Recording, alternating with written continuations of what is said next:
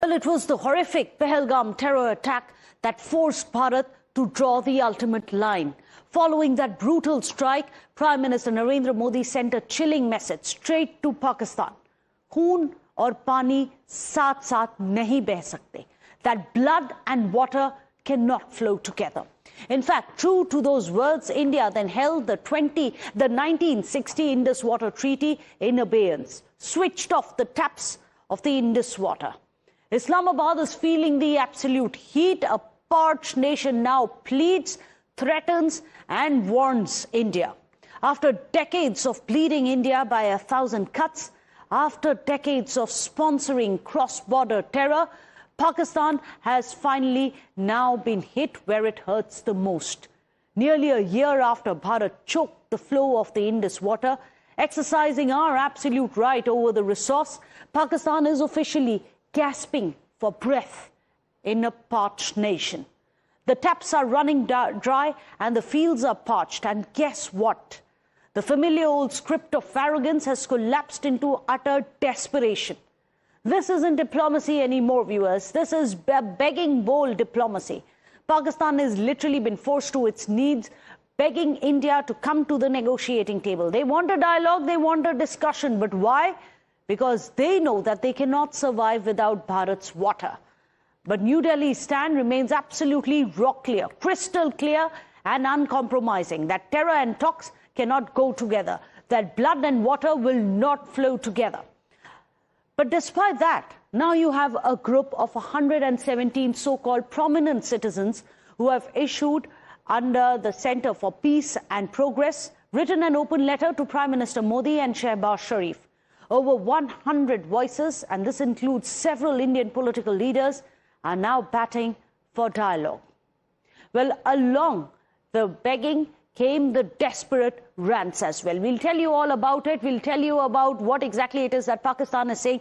But let's also tell you about the desperate rants which are coming in from Pakistan. The former foreign minister of Pakistan, Hina Rabbani Khan, is having a complete meltdown in a seminar in Islamabad. In fact, she is now lecturing India, as you can see on your screens, about international waters, international treaties, and how the global public goods as well. She says, I'm going to quote her here, you have that on your screens. She says that our water today and others tomorrow, that India thinks that it is the stronger nation, which is why it can get away by breaking the Indus Waters Treaty of 1960. Listen into what Hina Rabbani Khan has to say. So this I read many years back, and I was like, after this, which country which wants to still function in the world as not a rogue state, but as a country which deserves a seat, forget the Security Council, but even the General Assembly, would ever be able to think it can walk itself out of a treaty like this? And Article 12 says, the provisions of this treaty may from time to time be modified by a duly ratified treaty concluding for that purpose between the two governments. And this kind of answers the question that was asked also over here, that should we renegotiate a treaty?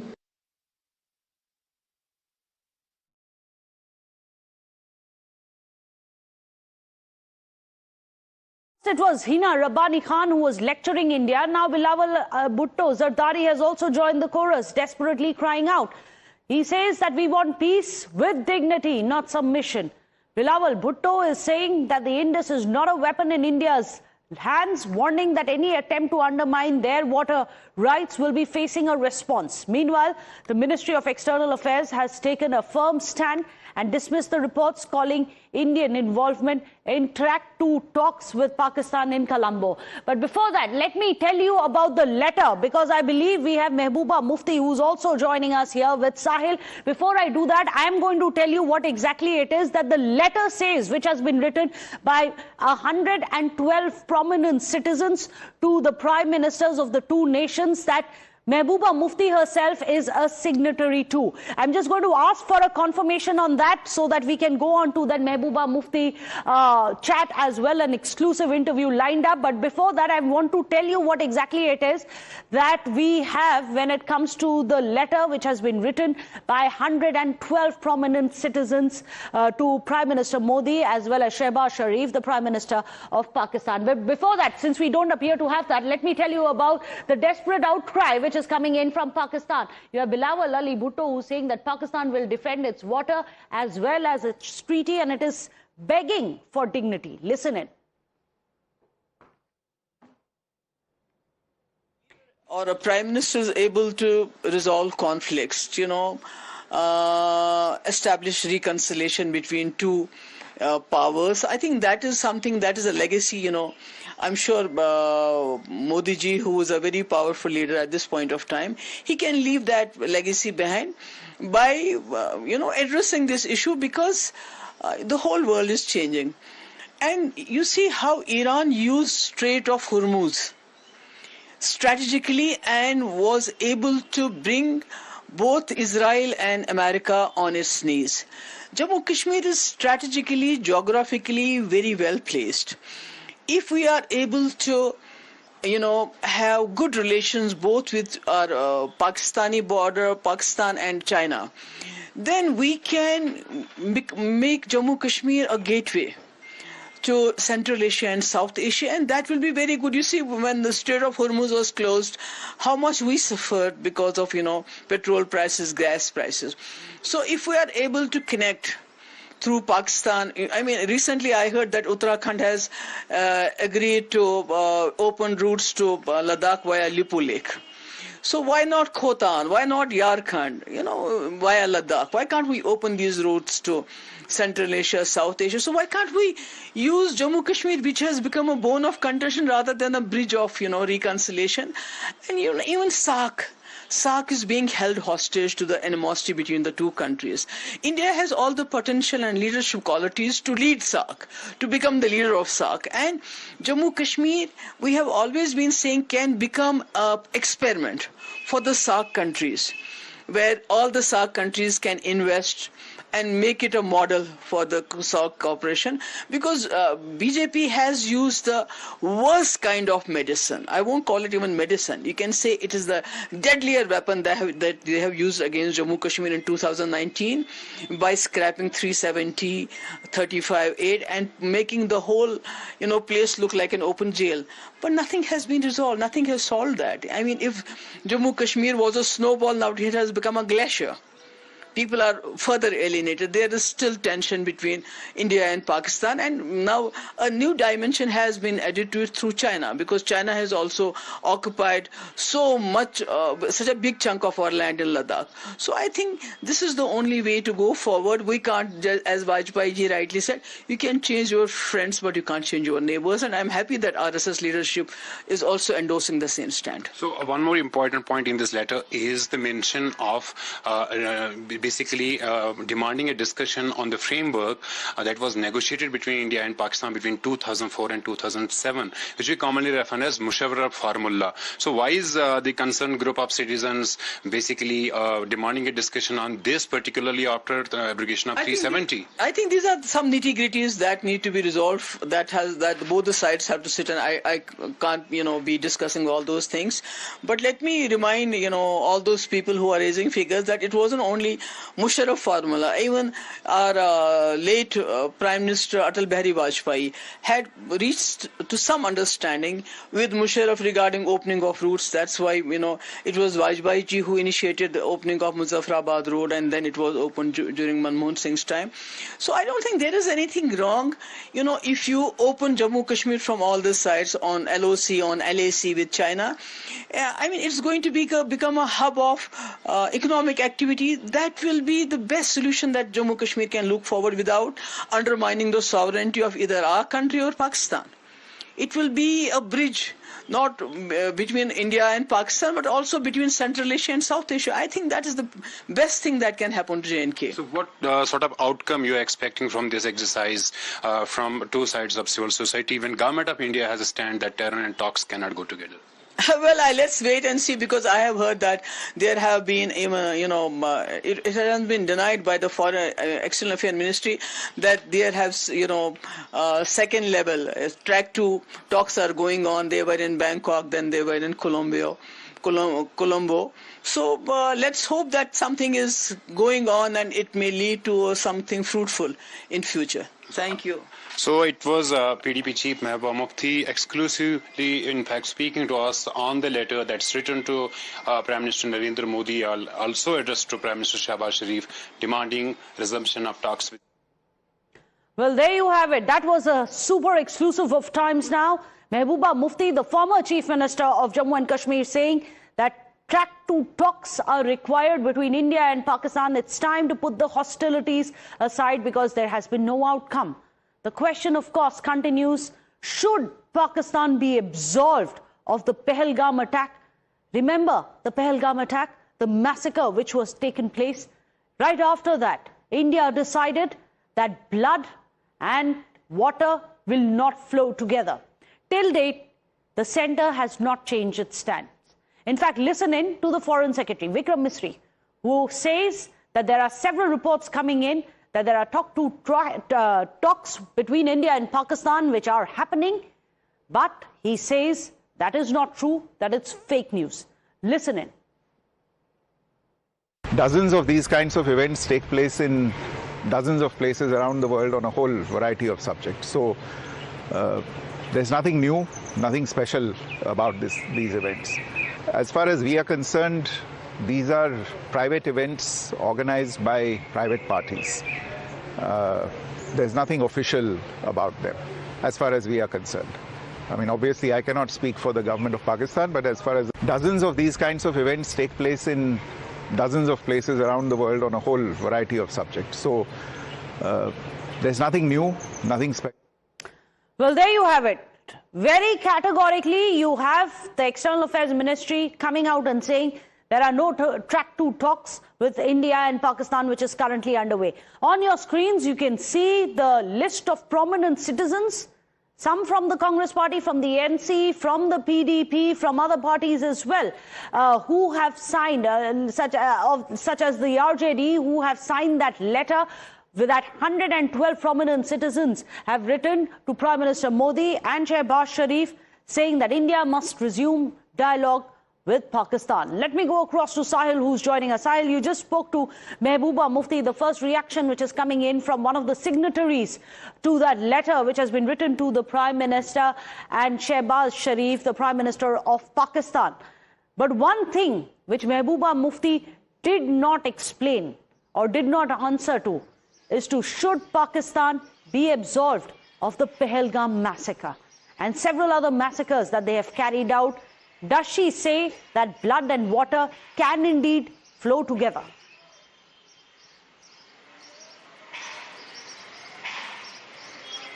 Well, PDP Chief Mehbooba Mufti basically putting it this in the framework and the scene that PDP basically believes in reconciliation and believes in dialogue process, and that's why in fact PDP Chief Mehbooba Mufti suggesting that she signed the letter saying that if Iran and US can sit on table, India and Pakistan can also in fact come and in fact negotiate and in fact discuss, because PDP Chief is trying to say and suggesting that Jammu and Kashmir is in fact strategically placed at a place where it can open doors for South Asia, for in fact boost economic activity between the two nations basically, and that's why the letter in fact they have written to Prime Minister Narendra Modi and Prime Minister in fact Shehbaz Sharif. But more important is that that Pahalgam terror attack has taken place, and after this attack the strategy and in fact the stance of government of India is very much clear that terror and talks cannot go. And I did in fact ask PDP Chief Mehbooba Mufti that where this exercise is going to in fact lead the concerned group of citizens on both sides of the nation, because there is no official patronage to these exercises. Ministry of External Affairs has made it very clear last time that the track to in fact meetings taking place elsewhere do not have official sanction, they doesn't impact the official policy or stance of the the government of India, which is very clear that terror and talks cannot go together. After Pahalgam terror attack, government of India has taken a stand. In fact, government of India put the Indus Water Treaty in abeyance, and this is one point which is basically giving, in fact, sleepless nights to Pakistan, because its Punjab province and Sindh basically is dependent on the waters that flows from Jammu Kashmir or in fact other parts of the country towards Pakistan, and it's now in complete control of the government of India, and water is released as and when government of India wishes to. So that is something very concerning for the Pakistan. We had seen yesterday also international conference being held in Islamabad on the Indus Water Treaty. Hina Rabbani Khar, the former foreign minister of Pakistan, making statements, in fact Chinese being involved. But the government of India is very much clear on this, that terror and talks cannot go together. There must be some, in fact, assurance from Pakistan that will stop, in fact, exporting terrorism to Jammu and Kashmir. Well, in fact, all of this is very interesting. The prominent citizens, many of them from opposition parties like the PDP, the RJD, the NC, the Congress party, are all coming out and saying have talks with Pakistan. On the other hand, you have the centre which says we will not. But there's another angle. Another big pressure group in India, the RSS. Repeatedly, the RSS has come out and said that India should now have talks with Pakistan. Let's remind you, you have Dattatreya Hosawale, the RSS General Secretary. In just May last month, you had his reaction saying that we should not close all the doors of communication between India and Pakistan, stating that the door should not be closed and that engagement through dialogue must continue. In fact, he had said that there should always be a window for dialogue and that constructive engagement remains important. What is the word coming out from the RSS? What are these little snippets which are coming in? Is this going to push the centre, nudge the centre towards talking with Pakistan? Listen in and you decipher. If the Pakistan is the pinpricks it's trying to give, like in Pulwama, etc., we have to answer wholesomely according to the situation. Because the security and self-respect of a country and a nation has to be protected, and the government of the day should take note of it and take care of it. But at the same time, we need not close the doors. We should always be ready to engage them in dialogue. That's why diplomatic relations are maintained. Okay. Trade and commerce goes on. Yeah. Visas are being given. So that we should not stop it. But because there should be a window for always for a dialogue.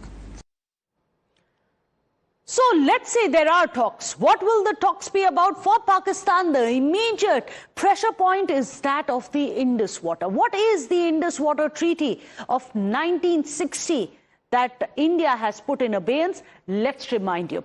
Well, this is a water sharing agreement which was signed in 1960 between the two nations, and it was brokered by the World Bank itself. At the time, it was Prime Minister Nehru who had signed this treaty.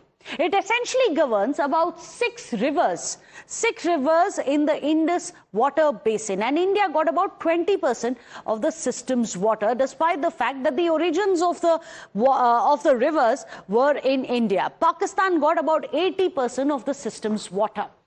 Now, it had survived wars, at least two wars between India and Pakistan, hostile diplomacy, smaller conflicts which have happened.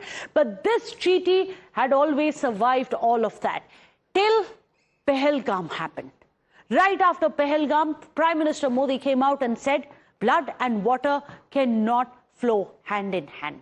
They will not flow together, and the Indus Water Treaty was put in abeyance. But why the suspension of the treaty? Why does it really matter to India, to Pakistan? Why is it becoming such a pressure point for them? Let's explain why today Pakistan has been forced to its knees after India put the treaty in abeyance. Indus Water, remember, is a lifeline for the nation of Pakistan. It contributes to about 20% of Pakistan's GDP, which is linked directly to the Indus Water. In fact, 80% of the cultivated land relies on the water which is coming in from the Indus basin. All of that now has been switched off. 93% of this water has been used in irrigation in Pakistan. Pakistan is an agrarian nation, which is why its economy directly depends on the irrigation water which is coming in from the Indus water. Also, key water source for Karachi, Lahore and Multan, some of the biggest cities of Pakistan, depend wholly, if not fully, when it comes to the Indus water, which is why there is such a pain point for Pakistan. So here's what is happening when it comes to the Indus Water Treaty. We must explain to you how exactly India has shut off the tap and how India is walking the talk. They had warned Pakistan and now India has shut off the taps. Well, the water flow was through the Baglihal Dam. Now, that is exactly what has been stopped. Let's explain the Baglihal Dam. The Baglihal Dam is built on the Chenab River. Now, as per the Indus Water Treaty of 1960, Pakistan is entitled to use the Chenab waters. However, now the water has been shut off. Similar action is likely on another dam as well, which is the Kishan Ganga Dam. So far, only the Chenab Dam has shut off the water. Now it's possible that action would be taken on the Kishan Ganga Dam as well. In fact, remember, right after the Pahalgam attack had happened, India launched Operation Sindoor.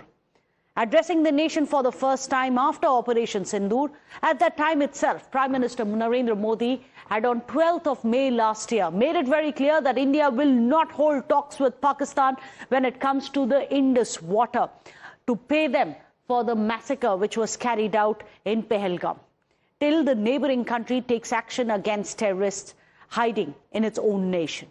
Let's remind you what was the clear, unambiguous message which was sent to Pakistan, that water and blood will not flow together.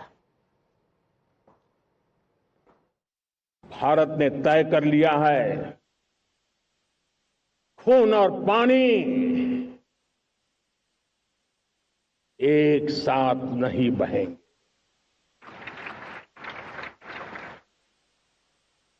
अब देशवासियों को भली भांति पता चला है कि सिंधु का समझौता कितना अन्यायपूर्ण है, कितना एक तरफा है।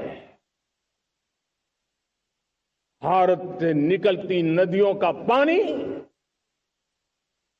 दुश्मनों के खेत को सींच रहा है और मेरे देश के किसान, मेरे देश की धरती पानी के बिना प्यासी है।